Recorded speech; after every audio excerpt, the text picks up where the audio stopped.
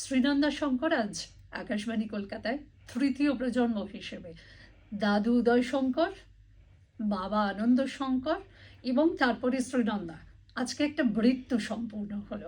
শ্রীনন্দা, তোমার কেমন লাগলো? আমার খুব ভালো লাগলো যে এত মন খুলে কথা বলতে পারলাম। হ্যাঁ। আর তোমার প্রশ্নগুলো ওয়াজ অল সব এত রেলেভেন্ট। আর ইউনো একটা আই থিঙ্ক দরকার ছিল লোকে আমাকে বুঝুক আমি কি করি, কেন করি, সেই ব্যাপারটা আমি বলতে পারলাম। এবং একই সঙ্গে শ্রীনন্দা এত ভালো বাংলা বলতে পারে, যেটা শ্রীনন্দাকে নিয়ে ট্রোল যে ও ভালো বাংলা বলতে পারে না, সেটা একেবারে মিথ্যে, বিশ্বাস করুন। আমি আজকে সারাক্ষণ শ্রীনন্দার সঙ্গে কথোপকথনে আমি খুব অবাক হয়েছি যে শ্রীনন্দা ইকুয়ালি ভীষণ ভালো বাংলা বলতে পারে।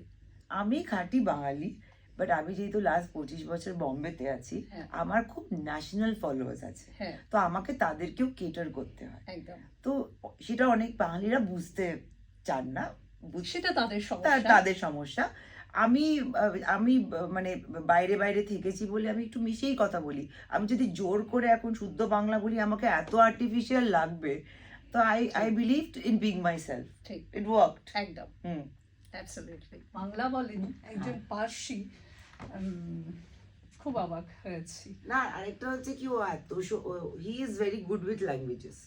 ও যাই ল্যাঙ্গুয়েজ, ও যখন আমেরিকাতে কাজ করে তখন আমেরিকান অ্যাকসেন্টে এমন করে কথা বলবে যে মানে ওদেরই মতো। Very supportive family, but I also like taking care of my family. আরেকবার বলো। যাবো। You think I remember what I said?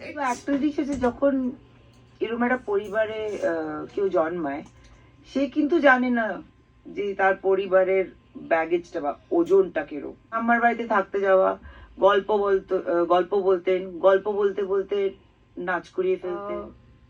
আমার মা না ভীষণ একটা সফট পার্সন, খুবই নরম মনের মানুষ, কিন্তু যখন নাচের মধ্যে মা ঢুকে যান তখন না মা ওতে হারিয়ে যায়।